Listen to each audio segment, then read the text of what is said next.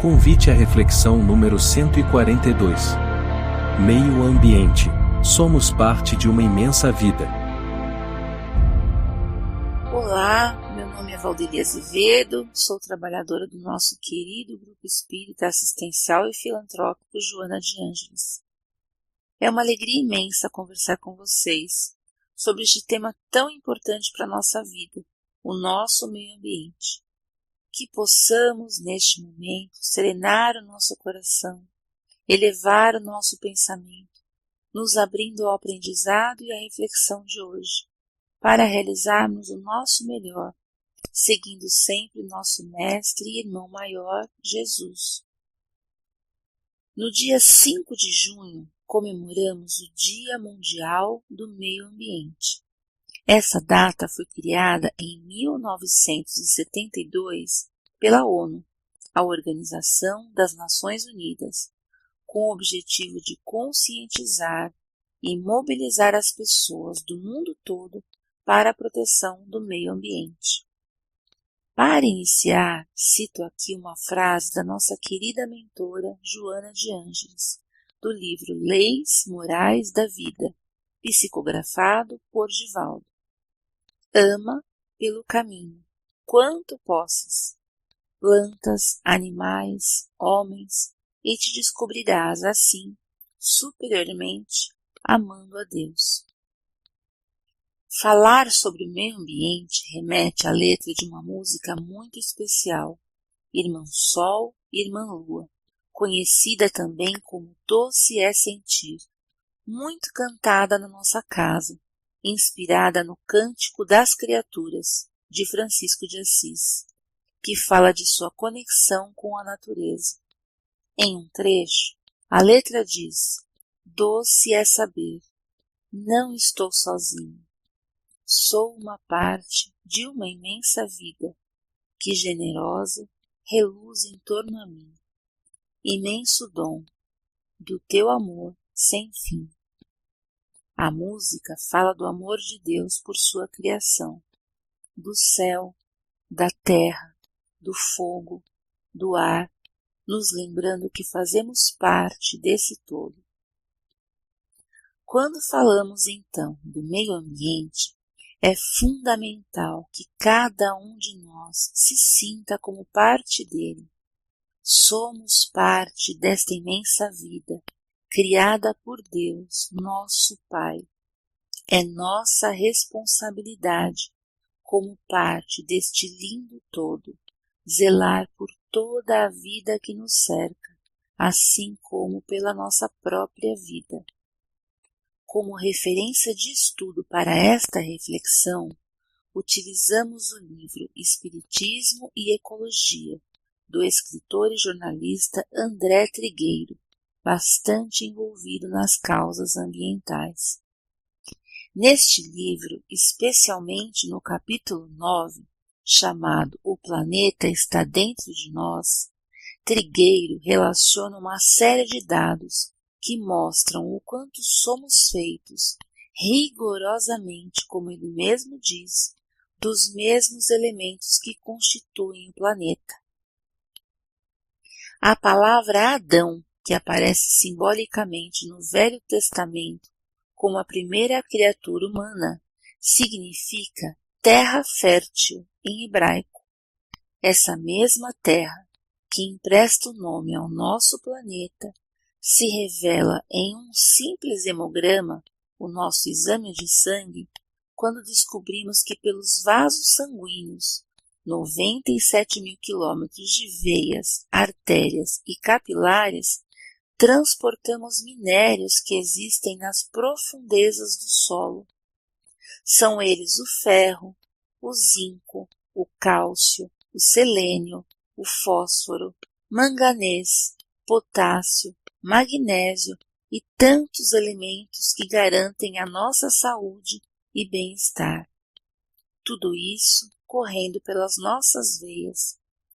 Da mesma forma, falando agora da água, as primeiras estruturas microscópicas de vida do planeta apareceram nas águas salgadas e quentes dos mares primitivos, Impossível não relacionar o fato ao líquido tão quentinho que nos envolveu e aconchegou no útero materno durante todo o período de gestação para o nosso nascimento.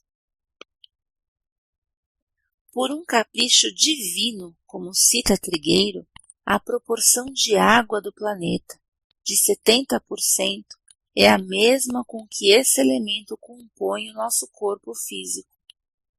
No capítulo 10 da obra A Gênese, Allan Kardec afirma que os elementos constitutivos dos seres orgânicos e inorgânicos são os mesmos, que os vemos incessantemente, em dadas circunstâncias, a formar pedras, plantas e frutos.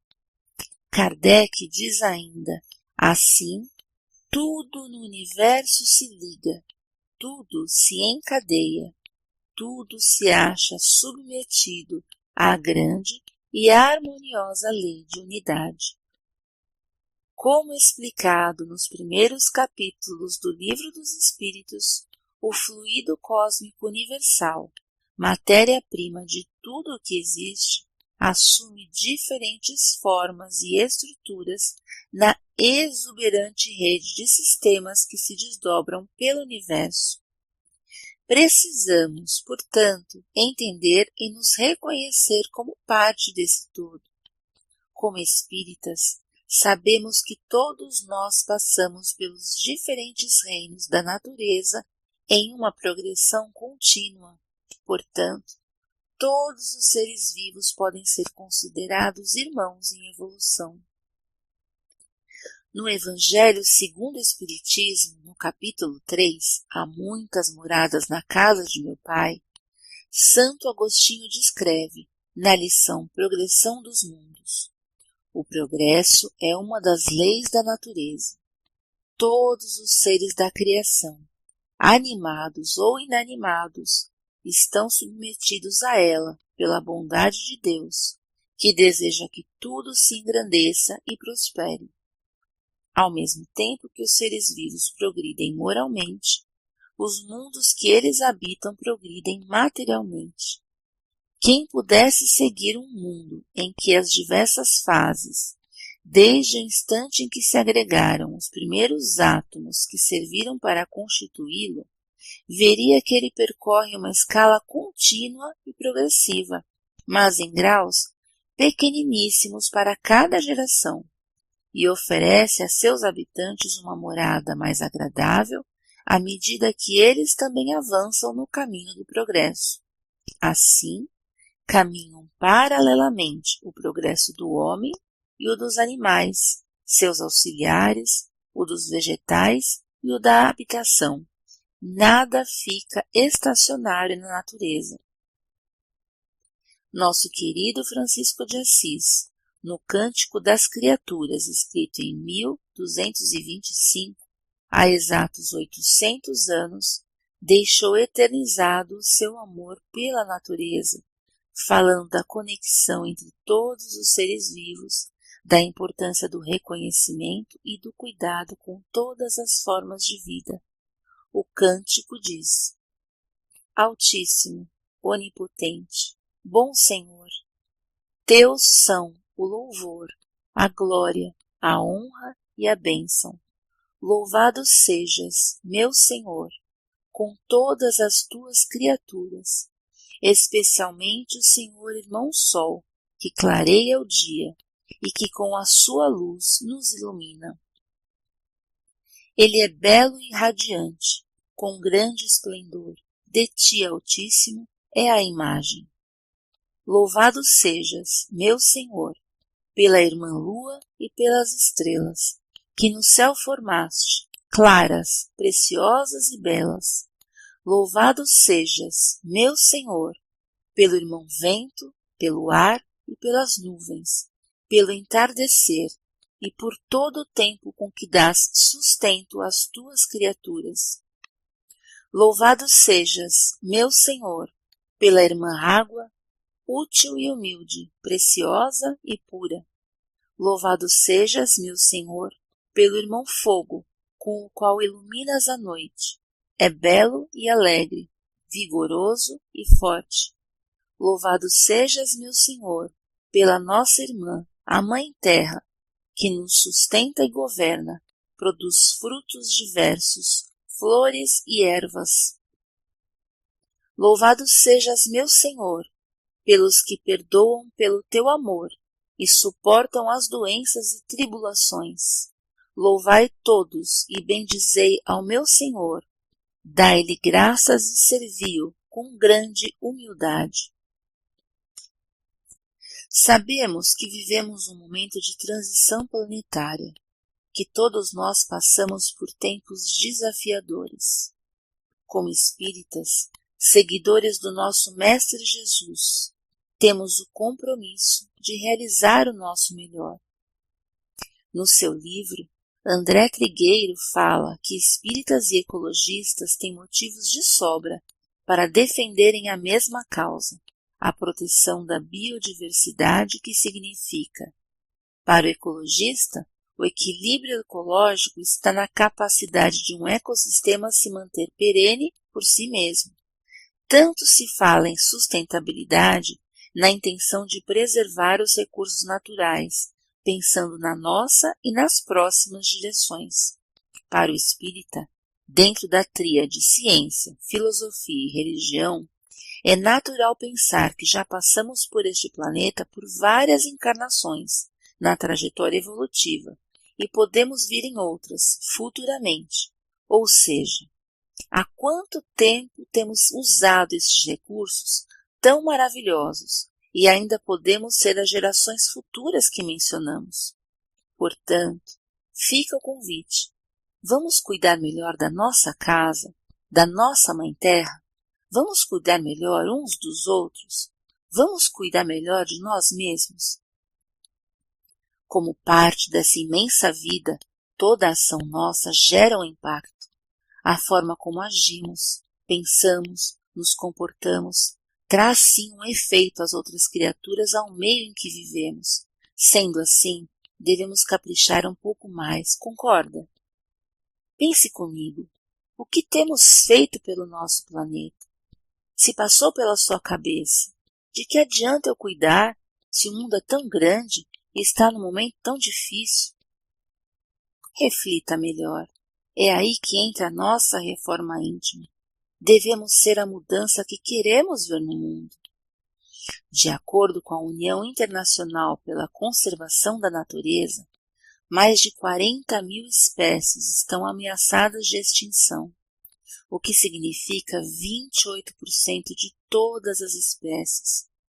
Entre as espécies animais, estão ameaçados, por exemplo, 41% de anfíbios, 26% de mamíferos, 13% de pássaros, 37% de tubarões e arraias, 33% de recifes de corais, 21% de répteis, 28% de crustáceos. A crise ambiental é uma realidade. Mudanças climáticas, escassez de recursos hídricos, produção exagerada de lixo, destruição da biodiversidade, crescimento desordenado das cidades e, consequentemente, da população, da poluição, afetando também a nossa saúde e a nossa vida. O tema é urgente. O que fizermos hoje pode contribuir para que a Terra seja um mundo de regeneração, com estoques de água potável, biodiversidade recuperada, vida preservada. É tempo de rever hábitos, consumo, alimentação, rotina diária, cuidados com a saúde.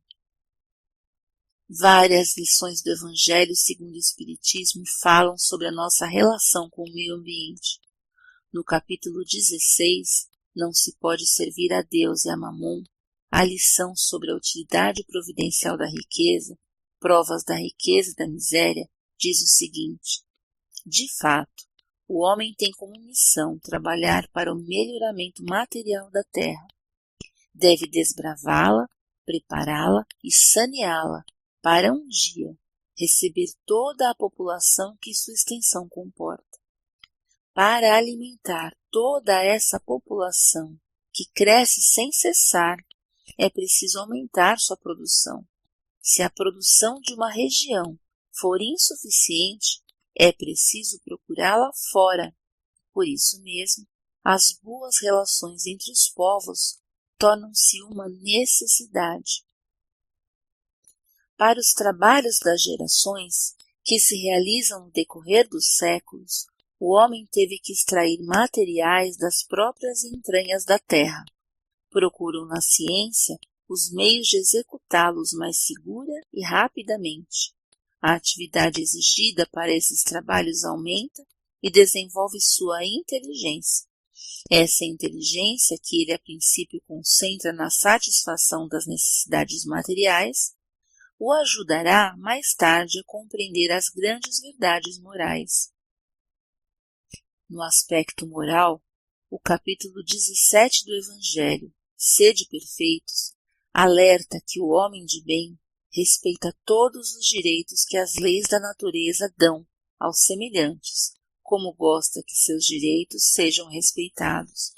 É bom, humano e benevolente para com todos, sem distinção de raças nem de crenças, pois vê irmãos em todos os homens. No capítulo 20, Os Trabalhadores da Última Hora, a lição Os Trabalhadores do Senhor nos alerta que é chegado o tempo em que se cumprirão as coisas anunciadas para a transformação da humanidade.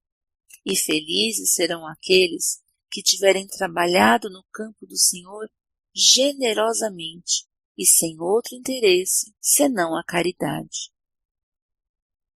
No capítulo 25, Buscai e achareis, na lição Observai os pássaros do céu, há o seguinte parágrafo: a terra produzirá o suficiente para alimentar todos os seus habitantes, quando os homens souberem administrar os bens que ela dá, segundo as leis de justiça, caridade e amor ao próximo.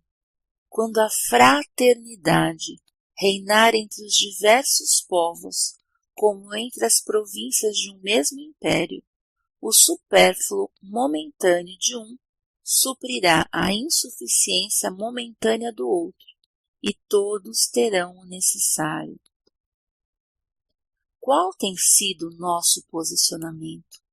Temos sido portadores de otimismo, esperança e boas perspectivas, ou temos nos deixado levar pelo desânimo? Também necessitamos pensar como estamos nos relacionando com a natureza, através dos nossos pensamentos. Assim como o lixo material que produzimos, nossa mente também polui a nossa atmosfera com dejetos mentais frutos de desarmonia. Joana de Ângeles chama a atenção para a poluição mental, que interfere na ecologia psicosférica da vida inteligente, intoxicando de dentro para fora e desarculando de fora para dentro. Este é um convite para que cada um de nós pense melhor neste assunto. Como estamos nos relacionando neste planeta abençoado? Temos cuidado dos recursos à nossa disposição? Honramos o que recebemos todos os dias? Estamos agradecendo o suficiente pela bênção da vida e de tudo que nos cerca? Temos sido habitantes responsáveis deste planeta, a nossa morada enquanto seres encarnados? Por fim, deixo aqui uma frase de Emmanuel, citada no livro Espiritismo e Ecologia, de André Trigueiro. Repara a natureza que te cerca no mundo. Tudo é riqueza e esforço laborioso por assegurá-la. Serve aos semelhantes, ajuda a planta, socorre o animal. Seja a tua viagem por onde passes um cântico de auxílio e bondade, harmonia e entendimento. Que possamos refletir, realizar o nosso melhor, com leveza e alegria, que possamos ver em cada novo dia um verdadeiro despertar para as novas oportunidades, para a construção de um mundo melhor para todos nós, com paz, amor e respeito a todas as formas de vida. Que Jesus, nosso irmão maior, nosso mestre e amigo, nosso governador planetário, nos inspire e abençoe. Que assim seja. Muito obrigada pela atenção de vocês.